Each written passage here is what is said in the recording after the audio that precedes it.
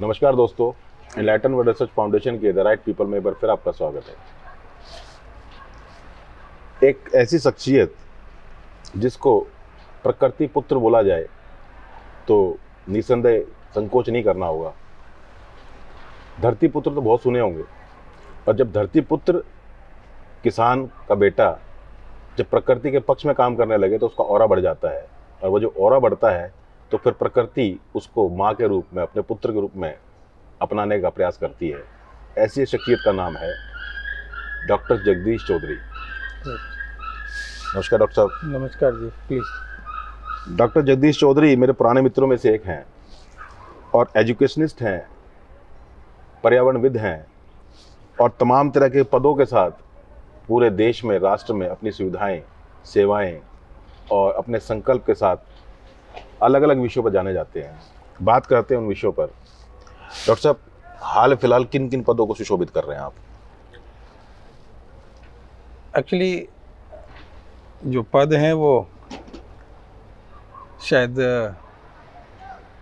समय के साथ प्रकृति ने जी जो जिम्मेदारियां सौंपी, उसमें सबसे पहले ये जितने बालाजी शिक्षण संस्थान हैं, वो चाहे फरीदाबाद हरियाणा में है या फिर सीवान बिहार में है, उन सभी के निर्देशन का, उनके समन्वय का और उनको एक मजबूती देने का एक दायित्व मेरे पास है। डायरेक्टर बालाजी, निदेशक बालाजी शिक्षण संस्थान। दूसरा, उसके बाद क्योंकि जल के क्षेत्र में काम करता रहा हूँ काफ़ी समय से, तो दुनिया की सबसे बड़ी जो संस्था है जल को लेकर, वो विश्व जल परिषद जो कि फ्रांस में है जी, उसमें सदस्य के रूप में मैं अपनी जिम्मेदारी ले रहा हूँ। साथ में बहुत सुंदर हमारे पास जो Indian institute of water education research है, भारतीय जल शिक्षण एवं शोध संस्थान, उसकी अध्यक्ष की जिम्मेदारी मेरे पास है। और साथ ही ग्रीन इंडिया फाउंडेशन ट्रस्ट, जिसका कि नाम आप देखते हैं कि चाहे तालाबों का जीर्णोद्धार हो, चाहे जन जागरूकता के कार्यक्रम हो या वृक्षारोपण का विषय हो, जल, मिट्टी और वृक्ष, इन तीनों विषयों पर जो काम करते हैं के लिए उसके निदेशक और उसके भी अध्यक्ष की जिम्मेदारी मेरे पास है। और साथ ही एक पत्रिका, हमारी मासिक पत्रिका निकलती है मानस पर्व, उसका प्रधान संपादक का दायित्व मैं ये जिम्मेदारी अपने से निभा रहा हूँ। और इस प्रकार से समाज के और बहुत सारे पहलू, जैसे कि जो, क्योंकि मैं शुद्ध शाकाहार को पसंद करता हूँ, तो जो एशिया कंटिनेंट की जो एशिया वेगन सोसाइटी है, उसका भी मैं सदस्य हूँ। भारत से हम 2 सदस्य हैं, जिसमें से एक मैं भी हूँ। बहुत सुंदर। तो इस प्रकार से शिक्षा और पर्यावरण, इन 2 दिशाओं में जिम्मेदारियाँ मिली। दोस्तों, बड़े नपे तुले शब्दों में, भावों में अपना परिचय दिया डॉक्टर साहब ने। और जैसे कि इन्होंने वेगन सोसाइटी की बात करी, इन्होंने एजुकेशन की बात करी, और इन्होंने पर्यावरण की बात करी, प्रकृति की बात करी, जल संरक्षण, धरती की बात करी, वो ऐसा इनके बोलने में नहीं, इनके व्यक्तित्व में भी झलकता है। अगर आप इस साक्षात्कार को ध्यान से सुनिएगा तो आपको महसूस होगा कि उस व्यक्ति की व्यक्तित्व होने की जो प्रक्रिया है या जो यात्रा है, उसमें जो बड़ा चेंजेस आए हैं, बदलाव आए हैं, या जो भी परिवर्तन रहे होंगे, उसने उस व्यक्ति को आज इस लेवल बना के खड़ा कर दिया कि आज ये तमाम तरह के पदों को सुशोभित कर पा रहा है। इस टेबल के ऊपर कुछ प्रकृति के फलहार हमारे बीच देख रहे हूँ मैं, हम भी देख रहे हैं और हम भी देख रहे हैं।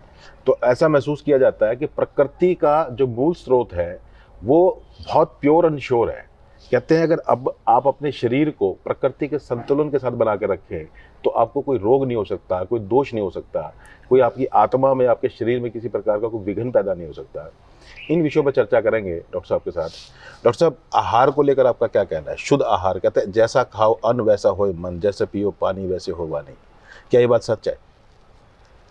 प्रकृति की जो शुद्धतम चीज़ आप लेना चाहें मनुष्य के संदर्भ में, तो जो मनुष्य के जो विचार होते हैं, जो वो पहली बार हमारी चेतना में आते हैं, तो वो शुद्धतम रूप में होते हैं।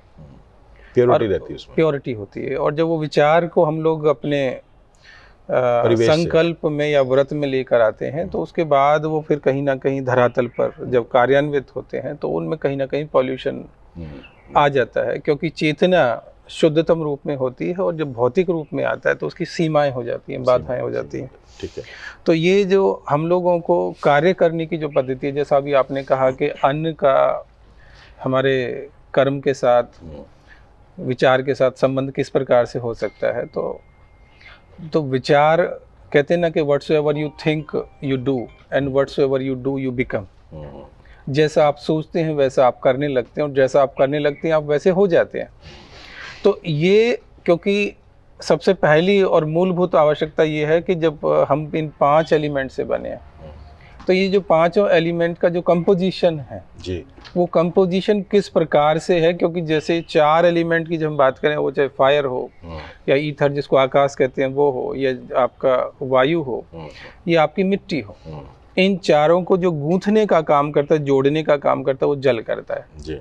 इसलिए जल से ही हम लोगों ने जीवन की शुरुआत मानी है, और यदि वो शुद्धतम रूप में होगा तो वो कहीं ना कहीं हम सबके लिए कल्याणकारी होता है। इसलिए जिसको हम लोगों ने शाकाहार कहा, जिसको हम लोगों ने प्रकृति से स्वयंभू प्राप्त किया, उस प्रकार का जब भोजन हम लोग लेते हैं तो वो हमारे लिए कल्याणकारी होता है। और इसलिए हम लोग कम से कम उन जीव जगत को जिनकी हाय, जिनका कष्ट यदि उसमें छिपा हो, कहते हैं कि महात्मा गांधी ने एक बहुत अच्छी बात कही कि उन्होंने कहा कि सबसे ज़्यादा जो जीव है ना, उसको खतरा जो है मनुष्य की स्टेबल से है। क्योंकि ये जो हमारा फॉक होता है, इसमें जितने लोग जानवरों को, जीव जगत को खा रहे हैं रोजाना, तो उस प्रकार का जिस तरह का हम लोग एनर्जी, जिस तरह का फूड लेकर जाएंगे, तो उसका एक इम्प्रेशन हमारे पूरी चेतना पर पड़ता है। इसलिए हम लोग जैसा अन्न खाते हैं, तो इसलिए एक और भी बात है कि यदि हम गौतम बुद्ध को देखें, तो गौतम बुद्ध से किसी ने पूछा कि ये जो जन्म होता है, ये जो संस्कार होते हैं, ये क्या होता है जी? तो उन्होंने कहा कि मनुष्य जब शरीर को छोड़ता है, उस शरीर को छोड़ते वक्त जो अधूरी विचार, अधूरी संकल्पनाएं, ऐसी बहुत सारी दिशाएं, इच्छाएं जो वो पूरी नहीं कर पाए, मनोभाव जिसको बोलो, मनोभाव के अनेक मनोभाव, तो खैर सकारात्मक भी अच्छा भी होता है। भगवत गीता में जो मनोभाव की बात रखी, क्योंकि अंतिम क्षण में जो हमारी स्थिति होती है, जो इसको याद करते हैं, वो गति होती है।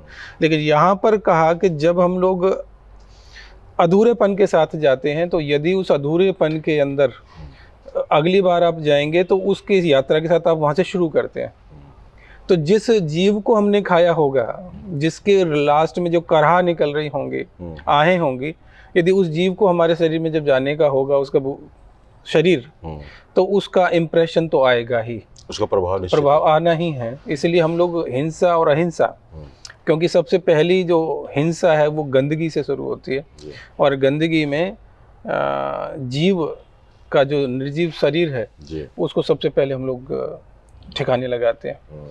तो उसको यदि हम लोग प्राकृतिक रूप से लगाएं तो ज़्यादा अच्छा है, क्योंकि ये शरीर तो उसके लिए नहीं बना था। जीव चक्र पढ़ाया गया छठी में हमारा जी। तो इसलिए हम लोगों को शुद्धता के साथ यदि करेंगे तो हमारा।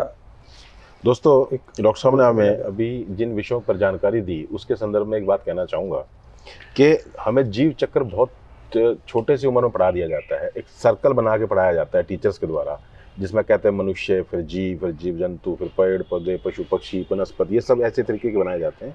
और उसको कहते हैं कि वो इसको इंटेक करेगा, वो इसको इंटेक करेगा, वो इसका इंटेक करेगा, करते करते एक सर्कल बनता है। जहाँ ये जीव चक्र का संतुलन डिस्टर्ब हुआ या हमने उसको डिस्टर्ब किया, वहीं प्रकृति अपना संतुलन बना देती है। इसी विषय पर आगे बात करते हैं। इस मेज के ऊपर कुछ फल और कुछ फ्रूट के अलावा अपना अच्छी खाद्य सामग्री मैं देख पा रहा हूँ, और आप भी देख पा रहे होंगे। ये इनका आतिथ्य भाव भी है कि मेरे आया हुआ व्यक्ति, मेरे घर पर परिवार में आया हुआ व्यक्ति कुछ अच्छी चीज़ों को इंटेक करके ले जाए। ये कहते हैं ना, जैसा दोगे वैसा लोगे। तो इस युवा साथी का एक मनोभाव है, क्योंकि परवरिश और परिवेश दोनों साथ साथ चले हैं इनके जीवन में, उस पर भी बात करेंगे। ये जो हमने भोजन लिया, हम इस भोजन पर भी बात करेंगे, आप साथ साथ लेंगे, इस पर विशेष बात करेंगे कि जैसे हमने ये एक नेचुरल, ये एक बीज के साथ एक फल है जिसको आप खजूर बोलते हैं। तो इस खजूर के रिप्लेसमेंट की भावनाएं बढ़ जाती हैं। कैसे कि जैसे हमने इसको खाया और खाने के बाद इसके अंदर बीज निकाला, ये कोई पशु पक्षी जीव जंतु का कोई भी चक्र इसको ले जाकर पर्टिकुलर सब्जेक्ट पर जाकर अपने आप ले जाएगा। वो उसका कार्मिक अकाउंट है, वो उसका कार्य है, वो उसका दायित्व है जो नेचर ने उसको दिया है। अगर हम इसके अलावा हम कोई ऐसी चीज़ खाएंगे जिसके अंदर बीज नहीं है, ऐसा कोई अननेचुरल या नेचर से हाथ का बना हुआ ना हो, सॉरी हाथ का बना हो और दूसरा प्रकृति द्वारा ना बनाया गया हो, तो उसके दोनों के कंपैरिजन की अगर बात करें तो इसके अंदर वो बीज स्वरूप कुछ नहीं है, प्रकृति नहीं है इसमें, ये वो प्रकृति से अलग हो चुका है, ये प्रकृति युक्त है, इसमें प्रकृति है, इसमें बीज है। आप देखिएगा यहाँ पे छोटा सा एक बीज निकल के आया है, तो आप इस बीज की परिकल्पना से अंदाजा लगाइए कि इसको भी अपने कर्म को रीजनरेट करना है, बार बार करना है, बार बार करना है, ताकि ये मनुष्य योनि की सर्वश्रेष्ठ चेतना की ओर बढ़े। इनलाइटेंड वर्ल्ड रिसर्च फाउंडेशन जिन विषयों पर काम कर रहा है उसमें मुख्य रूप से प्रकृति और चेतना है। इनलाइटमेंट और इन्वायरमेंट दो विषय हैं हमारे, जिस पे हमारे सामने जो साथी लोग बैठे हैं डॉक्टर साहब, वो इन्वायरमेंट और इनलाइटमेंट का जीता जागता साक्षात उदाहरण है। मेरे बहुत अजीज भी हैं, बहुत प्रिय भी हैं, और हमारे यहाँ घंटों विषयों पर बात भी होती है, विवाद भी होता है, ताकि तलवार से तलवार कटे या लटके या घिसे तो कम से कम तेज तीव्रता उसकी बनी रहे। अगर खड़ी रहेंगी, रखी रहेंगी तो खूंडी हो जाएंगी। यही चेतना में बौद्धिक स्तर है। अगर आप अपनी बौद्धिक चेतनाओं को अगर शार्पन नहीं करते हैं तो फिर स्थिति यही आती है कि आप फिर ऐसा वाली स्थिति में आ जाओगे, और अगर आप शार्पननेस बनाए रखते हो तो फिर आप ऐसी स्थिति में रहोगे, चलायमान स्थिति में रहोगे। डॉक्टर साहब, हमने इन विषयों पर बात करी, आपका रुचिकर विषय शुरू से क्या रहा? देखिए, भारत में जब कोई व्यक्ति जन्म लेता है ना, तो भारत एक प्राकृतिक रूप से प्रकृति से जुड़े हुए लोगों को ही वैसी उत्पत्ति करता है। और मैं आपको बता दूं कि हम लोग चाहें कह सकते हैं कि मुझे ये काम पसंद है, वो काम पसंद है, यदि उसके धरातल पे आप जाएंगे तो हमेशा प्रकृति से जुड़ा हुआ मिलेगा। इसलिए प्रकृति की तरफ जुड़ाव होना, झुकाव होना, मिट्टी से जुड़कर काम करना, ये तो हम लोगों का एक पैतृक या सांस्कृतिक और किसान परिवार से, यहाँ किसान परिवार ही, भारत का कौन सा परिवार है जो किसान परिवार नहीं है? यदि आप लोग 2 पीढ़ी पीछे चले जाएंगे सब किसान परिवार ही है, 1 पीढ़ी चले जाएंगे तो किसान परिवार है। तो किसानी होनी भी चाहिए। किसान जैसा अभी आपने कितने सुंदर तरीके से जब इस बीज की और इस चक्र की चर्चा की जी, तो हमें याद रख लेना चाहिए कि शायद हम सबका बेशक कार्य का रूप बदल सकता है, लेकिन मूल रूप से सब वो किसान ही है जब वो किसी चीज़ की उत्पत्ति का कारण बन जाता है। निश्चित। तो यहाँ पर प्रकृति और शिक्षा इन 2 ही दिशाएं थी, क्योंकि मुझे जब विद्यालय में था तो मेरे अध्यापक बड़ा लाड करते थे। वाह। और लाड करते थे तो आप आज भी लाडले हो, पर आज प्रकृति के लाडले हो आप। हाँ, क्योंकि आपको प्रकृति ने पाला, मैं ऐसा देख रहा हूँ आपके व्यक्तित्व में। नहीं, मुझे इस बात ये देख रहे हो ना आप सारी, मैं आज भी खुशी हूँ, मैं आज भी इस बात को खुश हूँ कि जो मेरे गुरु रहे जिनसे मैं पढ़ता रहा औपचारिक शिक्षा के रूप में, चाहे वो यूपीएससी की तैयारी को लेकर हो या कोई और विषय का हो, तो उन लोगों का भी मैं लाड रहा ही रहा। जब मुझे याद है कि जब पीएचडी में कर रहा था तो उस दौरान मेरी टोटल फीस मेरी मैडम ने दी, मेरा 1 रुपया उन्होंने खर्च नहीं होने दिया। तो उन दौरान इनका लाडनापन था उनका। जब मैंने यूपीएससी की तैयारी की तो मैंने जो पब्लिक एडमिनिस्ट्रेशन पढ़ने गया दिल्ली, तो मेरे गाइड थे भवानी सिंह जी अध्यापक, जिनसे मैं पढ़ता था, 6 घंटे की एक क्लास होती थी। उन्होंने मुझसे 1 रुपये फीस नहीं ली, बाकी सबसे लेते थे वो, तो उनका लाडला रहा मैं।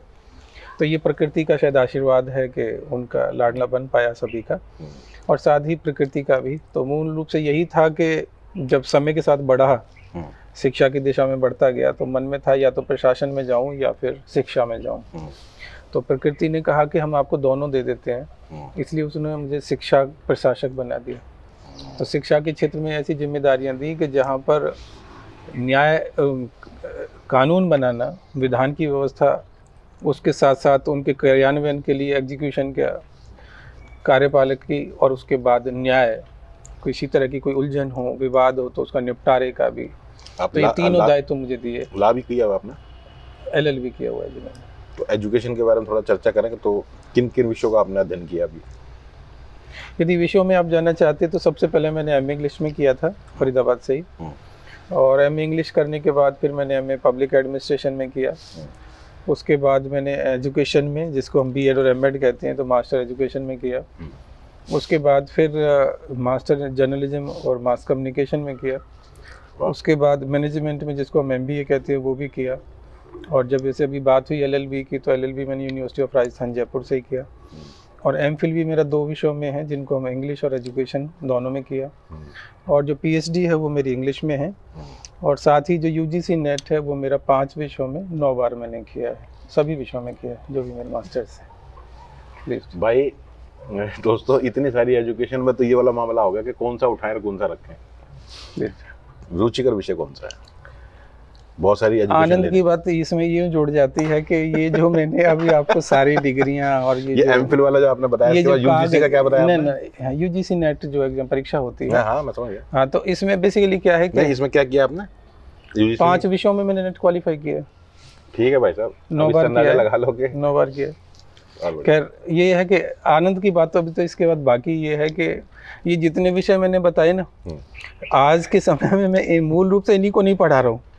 मैं मनोविज्ञान और दर्शन शास्त्र पे शिक्षण करता हूँ और मेरे पसंद का था बच्चों का नहीं था पहलू को जी, और उस पर बिना पढ़े उसको पढ़ रहे हैं और पढ़ा रहे हैं। वो प्रकृति ने पढ़ाया। बाकी मेरे पास यूपीएससी में दर्शन शास्त्र भी रहा और लोक प्रशासन था, ये विषय थे मेरे। तो इसलिए जब कभी समाज की अवेयरनेस की बात होती है, वो चाहे लीगल एस्पेक्ट पर हो या एडमिनिस्ट्रेटिव एस्पेक्ट पे हो, तो क्योंकि वो मेरा विषय रहा है तो मैं उस पर थोड़ा सा अच्छे से आनंद के साथ जी पाता हूँ, बोल पाता हूँ, कर पाता हूँ। और इसी प्रकार से दर्शन शास्त्र भी, क्योंकि विषय औपचारिक रूप से तो मैंने डिग्री नहीं ली, लेकिन यूपीएससी में वही पढ़ा था मैंने, तो उसकी एक गहरी समझ कहीं ना कहीं विकसित हुई, जिससे जीवन जीने में थोड़ी सुविधा और आसानी। आज माँ प्रकृति आपसे एक सवाल करे कि भाई जगदीश जी, आप इतने सारे शिक्षा के क्षेत्रों को टच करके आए हो, छू कर आए हो पहलुओं को, अगर मैं अपने पक्ष में कोई काम कराना चाहूँ तो किस विषय पर विशेष तौर पर काम करना पसंद करें? किस एजुकेशन के अध्ययन को आप उसमें प्रैक्टिकल रूप में लाने का प्रयास करेंगे? देखो, पहली बात तो मैं कह दूं कि ये जिस तरह के हमने अलग अलग विषय बताने की कोशिश की, ये सिर्फ एक मूर्खता जैसा है। मूर्खता इस बात को लेकर है कि जो मनुष्य है या प्रकृति है, प्रकृति ही तो केंद्र में है। यदि मनुष्य ना हो तो ये लोक प्रशासन किसी काम का नहीं है, मनुष्य ना हो तो ये भाषा किसी काम की नहीं है जो मैंने पढ़ी, या मनुष्य नहीं हो तो ये मैनेजमेंट किसी काम का नहीं है, मनुष्य नहीं हो तो जर्नलिज्म किसी काम का नहीं है। तो इस तरह से सारी दिशाएं जुड़ती वहीं जाकर हैं लास्ट में। ये ब्रिटिशर्स ने कहीं ना कहीं हमें जो ख़राब किया कि केवल एक एक विषय तक, ताकि हम अधूरे रहें, बेचारे बन के रहें और एक समग्रता में ना सोच सकें, तो हमारे अंदर खोखलापन रहेगा, जिसकी वजह से हम हीन भावना में जिएंगे। तो जो प्रकृति के साथ जीता है ना, प्रकृति के साथ जीने वाला व्यक्ति इन सारे विषयों में और जो रह गई हैं दिशाएं उन सब में भी दक्ष हो जाता है, ये मेरा मानना है। और प्रकृति के सर्वव्यापी हो जाता है। और विषय यदि चुनना चाहे तो मैं मानता हूँ कि जिस तरह से जल के विषय में उसने मुझे मुख्य रूप से आशीर्वाद दिया और चुना, क्योंकि प्रकृति ने मुझे चुना कि जल पे मैं काम करूं, तो जल शिक्षण एवं शोध संस्थान की, जैसे मैंने बात की आपसे, मैं उसका अध्यक्ष भी हूं, तो वो शिक्षण का कार्य मुझे लगता है सबसे अच्छा भी है। दोस्तों, बहुत सारी शिक्षा अर्जित करने के बाद, अध्ययन करने के बाद एक बुद्धिजीवी व्यक्ति ये कहता है कि ये जितनी भी है ये अपने अहम को व्यवस्थित करने के तरीके हैं, लेकिन जब नेचर किसी व्यक्ति को या व्यक्तित्व को चुनती है तो वो विषय वस्तु अपने आप स्वतः ही प्रकृति द्वारा चयनित किए जाते हैं। और ऐसी ही विषय वस्तु की शुरुआत इनके व्यक्तित्व के साथ जोड़कर जल को लेकर की। और जल के ऊपर आपको ये बता दूं, मेरे लास्ट एक इंटरव्यू में भी बोला था आपने कि पै का प्रलयकार, पै का प्राणधार। प्रलय जब कभी भी आएगी तो जल से आएगी। और 5 एलिमेंट जिसकी डॉक्टर साहब ने अभी बात करी, डॉक्टर जगदीश ने, तो भय का भूमि, गय का गगन, वय का वायु, आ का अग्नि, नय का नीर, पंच तत्वों का शरीर, एक आत्मा, फिर परमात्मा, ऐसा बोला गया। उसी को भगवान बोला गया है। और उसी की शुद्धता की, अंदर की पवित्रता की बात को, चेतना को ही हम आध्यात्मिक यात्राओं के रूप में जानते हैं। डॉक्टर साहब, आपने शिक्षा की बात करी, अध्ययन की बात करी, चिंतन की बात करी, मनन की बात करी, फल आहार की और इसके सिद्धांत की बात करी। इसके बावजूद भी रुचिकर विषय, क्योंकि डॉक्टर में से डॉक्टर निकालना, क्योंकि इतनी सारी डॉक्टरी आपके पास है, तो मेरे लिए भी एक चैलेंज ही है। तो मैं ये विषय जानना चाहूँगा कि ताकि मैं उस विषय तक आपको वहाँ पर ले जा सकूँ। यही मेरा काम है, क्योंकि मेरा काम है उसका प्रयास करना। मुख्य रूप से यदि देखा जाए ना कि ये तो समाज ने आपको ऑफर की है और आपने ऑब्टेन कर ली है। आपको अगर बात करनी थी, या जब आपने प्रशासनिक सेवाओं की भी बात करी होगी या सोचा होगा, या डॉक्टरी जब आपने डॉक्टरेट करी है, जब आपने वकालत भी करी, तो बहुत सारे ऑप्शन है ना आपके पास। तो आपका रुचिकर मीन्स क्षेत्र कौन सा है? प्रकृति तो अब यूनिवर्सल आपका ऑरा हो गया, विषय क्या है? प्रकृति से बड़ा कोई विषय हो ही नहीं सकता। प्रकृति से बड़ा विषय नहीं हो सकता, जल संबंधी हो सकता है। आपने जैसे आपको जल उसका एक अंग हुआ, सही कह रहे हैं आप, जल उसका अंग हुआ। क्योंकि ऐसा होता है ना कि जब जब बहुत सारी दिशाएं मिल जाती हैं, किसी एक बिंदु पर मिल जाती हैं, तो वो बिंदु कहीं ना कहीं ज़्यादा एक ऐसा सोर्स बन जाता है, स्रोत बन जाता है, जहाँ से बहुत सारी दिशाएं तैयार हो सकती हैं। और उन दिशाओं में हम लोग यदि विचार करने लग जाएं, तो जैसे जल की हम बात अभी आप बार कहना चाह रहे हैं उसमें, तो वो जो जल जो है ना, मुझे ऐसा लगता है कि जिस तरह से प्रकृति में जल की मात्रा हम सब में सबसे ज़्यादा है, क्योंकि जल जो होता है ना एक सही अनुपात में जब आ जाता है तो हमारी चेतना एकदम सबसे परफेक्ट वे में आ जाती है। जैसे हम कहते हैं जल की सतह, पृथ्वी की सतह पर 70-72% जल है, उतना ही मनुष्य के शरीर में है। तो इसीलिए मनुष्य शायद सबसे अच्छा ज़्यादा चेतनावान जीव हो गया है। हम इन पेड़ों को देखते हैं, इनमें भी जीव होता है, जीवन है। अब इनका जीवन जो चलता है ना, इसमें आप देखेंगे इनमें 90, 91, 92% जल होता है। अब इसमें जल की अधिकता हो गई तो इसकी चेतना थोड़ी सी ऐसे हो गई है जैसे बेहोशी सी होती है। तो हमारी तुलना में ये लोग ज़्यादा दूर तक नहीं सोच पाते, कर पाते। ऐसे यदि हम और जीवों को देखते हैं, जिसमें चाहे हमारे शेर हो, गाय भैंस हो, या सांप हो, या बिच्छू हो, या और भी कोई कीट पतंगा हो सकता है, उनमें जो मात्रा इसकी कम हो जाती है, तो उसकी मात्रा के कम होने की वजह से भी, जैसे देखते हो ना, हमारे अंदर से थोड़ा सा जल चला जाए तो डिहाइड्रेशन हो जाता है, हम लोग एकदम अवचेत से होने लग जाते हैं। तो अवचेतन जैसी स्थिति इन जीवों के अंदर यही होती है वास्तव में। इसलिए इन लोगों का चिंतन जो होता है ज़्यादा दूर तक काम नहीं कर पाता। इसको हम लोग परसेप्चुअल थिंकिंग कहते हैं। परसेप्चुअल माने जो परसेप्शन जहाँ तक दिखाई पड़ रहा है, बस मुझे दीवार दिखाई दे रही है तो इसके बाहर जानवर नहीं सोच सकता, इसके दूर ये वृक्ष नहीं सोच सकता। लेकिन हम लोग जो मनुष्य है ना, हमारी चेतना इतनी है कि दीवार के पीछे भी कुछ हो रहा है। क्योंकि जैसे हम लोग एक प्रायरी नॉलेज की हम बात करते हैं कि जैसे वहाँ से धुआं उठ रहा है, तो औरों को तो दिखेगा कि दीवार और धुआं दिख रहा है, लेकिन हम लोगों को यूँ दिख रहा है कि वहाँ पर आग है, जबकि आग हमें दिखाई नहीं दे रही, सिर्फ धुआं दिख रहा है। तो हम लोगों ने जोड़ दिया कि धुआं है तो आग भी होगी।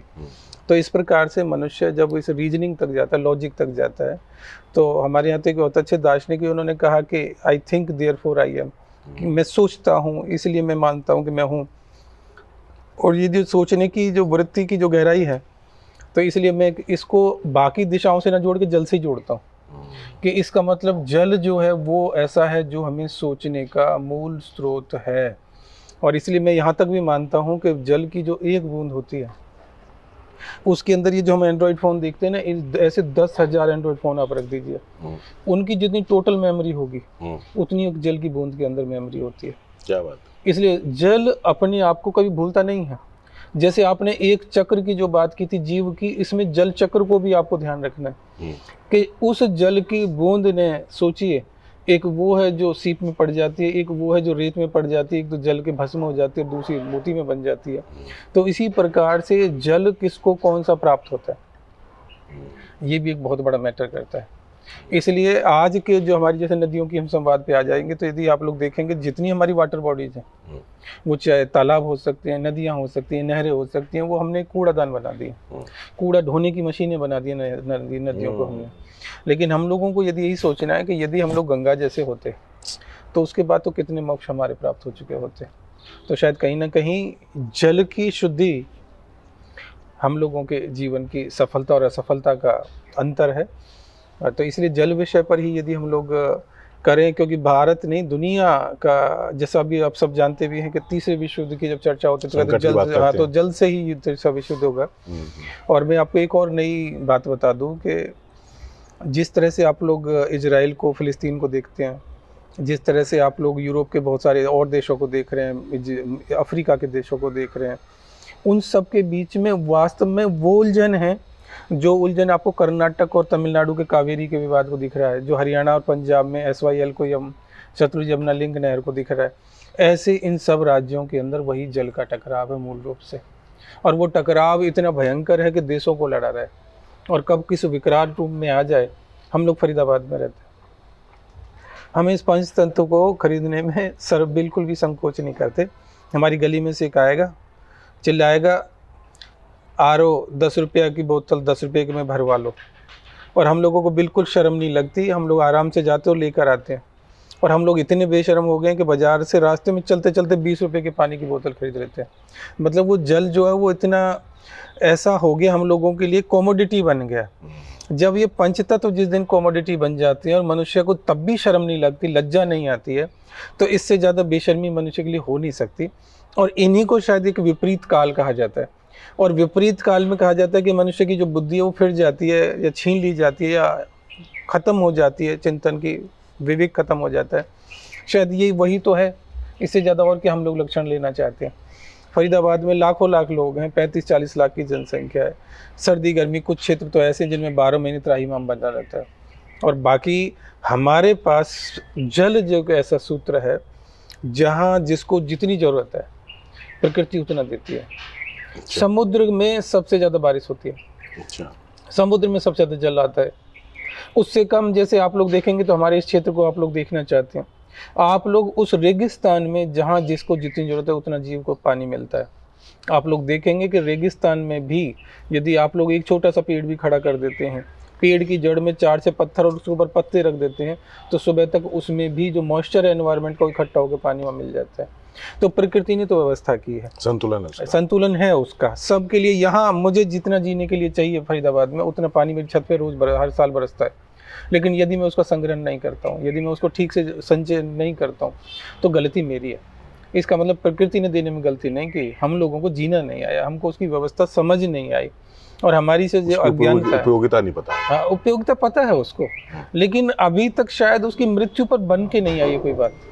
जब मृत्यु पर बन के आएगी तो आप लोगों को जैसलमेर देखा ही होगा, आपको बाड़मेर जाए, नागौर में जाए, जोधपुर में जाए, वहाँ पर आपको पता चलता है कि यदि आज से 20 साल पुरानी मैं घटना बता देता हूँ कि जब वहाँ जो बड़ा अधिकारी होता है, श्री मोहनगढ़ एक जगह है जैसलमेर में, जो बड़ा अधिकारी होता है सरकारी उसको 2 बाल्टी पानी, जो छोटा अधिकारी उसको 1 बाल्टी पानी, बाकी को जो आपने सुना होगा ना गीला कपड़ा करके निचोड़ के पहुँच के शरीर को उनका नहाना हो जाता है, वो सारी व्यवस्थाएं थी। ये तो अब ये जो गंगा नहर निकली, गंगा सिंह वाली, जिसको अब इंदिरा गांधी नहर नाम दे दिया है, उसकी वजह से वहाँ पर जल की समस्या बहुत कुछ काफ़ी कम हो गई है, लेकिन अब उसका भी जितना दुरुपयोग हो रहा आप और हम अच्छे से जानते हैं, तो वो कब तक चलेगा, कैसे चलेगा, ये एक अलग देखने की बात है। लेकिन वास्तव में गंभीर विषय, बहुत बहुत गंभीर विषय। और मैं समझता हूँ कि जिस प्रकार से जीवन की उत्पत्ति जल से हुई है और जैसा आपने कहा कि जीवन खत्म भी जल से ही होगा, तो ये तो जो है ना चक्र जहाँ से शुरू होता है वहीं तो खत्म होगा। मत्स्य अवतार को पहले ही माना गया ना? नहीं, बिल्कुल। देखिए ऐसा है कि मत्स्य अवतार जितने भी अवतार है ना, ये क्रोनोलॉजिकल ऑर्डर है जीव की उत्पत्ति का। yes, yes. क्योंकि सबसे पहले जल का वही मानव के विकास की यात्रा है, ये मानव के विकास की यात्रा है। और उससे आप लोग कितना गहराई से जल को महत्व को देख सकते हैं, वो सारा कुछ घूम फिर के फिर वही जल में जा रहा है, वही जाएगा। दोस्तों इतना सारगर्भित और इतना ध्यानशील विचार जब आदमी के मनन मस्तिष्क में चलता होता है तो उसको चिंतन बोलते हैं। डॉक्टर जगदीश का जो चिंतन है, मैं ऐसा मानता हूँ वो चिंतन जीवन का नहीं है, वो जीवन के साथ साथ इनका जो नाम है जगदीश, जगदीश को हम अमनोमन किससे जानते हैं? विष्णु जी से जोड़ा जाता है, रामचंद्र जी से जोड़ा जाता है, उनके पर्यायवाची के रूप में, उनके उपमाओं के रूप में हम उसको जोड़ पाते हैं। वो अपने व्यक्ति जगदीश नाम के व्यक्ति होने को भी चरितार्थ कर रहे हैं, अपने गुणों को भी चरितार्थ कर रहे हैं, अपने अनुभव को भी चरितार्थ कर रहे हैं और उस चिंतन को लगातार बनाए हुए हैं, जिस चिंतन पर बरसों की यात्रा उनकी रही और उन विषयों पर चलते चलते आज इस स्थिति में आ गए कि अब उनकी उसकी गंभीरता का अंदाजा इस बात से लगने लगा कि तमाम तरह की एजुकेशन लेने के बावजूद एक विषय ऐसा रह गया जिसको दर्शन शास्त्र बोलते हैं। और दर्शन शास्त्र में भी किसका दर्शन? मानव जीवन का दर्शन। मानव जीवन के दर्शन का उद्देश्य क्या और उसका क्या विषय वस्तु हो सकते हैं, किसके माध्यम से उस दर्शन को कंप्लीट किया जा सकता है, उस विषय वस्तु की अगर बात करें तो उसको जल रूप दिया। उस जल के विषय को अपने आत्मसात करके उसकी गंभीरता को ध्यान में रखते हुए लोगों को चेतना जगाने का कार्य किया। इन विषयों पर इन्होंने बहुत गहरी संवेदनाओं के साथ हमसे अपना साक्षात्कार साझा किया है, इसके लिए हम इनका साधुवाद करते हैं और उम्मीद करते हैं कि भविष्य में जितने भी हमारे प्रोजेक्ट हैं, इनलाइटन वर्ल्ड रिसर्च फाउंडेशन के, Enlighten Teacher, Enlighten Student, Monkey Planet, श्वान सेवा, more than 40% Om is universal sound and personality की पाठशाला एंड ये जितने भी ये सारे प्रकृति से जुड़े हुए प्रोजेक्ट है कि लोगों को चेतना किस प्रकार से जागृत कराई जा सके। एक अंतिम और not but least but not last एक ऐसा सवाल और ऐसा जवाब जो सवाल भी ये करे और जवाब भी ये दे। कोई ऐसा सवाल जो आप समाज से करना चाहो, उसका जवाब आपके पास हो, आप देना चाहो। नहीं, सवाल मेरा सीधा सा समाज से यही है कि हम लोग भारत के वो लोग जो अपने आप को ज़्यादा शिक्षित मानते हैं, ज़्यादा समझदार मानते हैं, बहुत एडवांस मानते हैं, मॉडर्न मानते हैं, यदि एक बार ठीक से संकल्पना इस पे थोड़ा सा विचार करें तो ये सोचना होगा कि वास्तव में हम लोग सबसे ज़्यादा एडवांस हैं या हम सबसे ज़्यादा पिछड़े हैं। क्योंकि आज के समय में सबसे ज़्यादा एडवांस उसको कहा जाता है, हमारे जो जितने भी इकोनॉमिक्स के डाटा हैं, कि जो व्यक्ति जितना ज़्यादा वेस्टेज करता है, व्यर्थ करता है, उतना ज़्यादा बड़ा व्यक्ति है वो। यदि मैं नहाता हूँ तो एक की बजाय 20 बाल्टियों के पानी से नहाऊंगा तो मैं बड़ा आदमी हूँ। जकूजी और तालाब और ये बना के अपना व्यक्तिगत, या मैं इतना सारा भोजन की व्यवस्थाएं रसोई में भर भर के रखूँगा लेकिन उसके में से सड़ के गल के ज़्यादा फेंकता जाएगा, या वो मैं करना चाहता हूँ।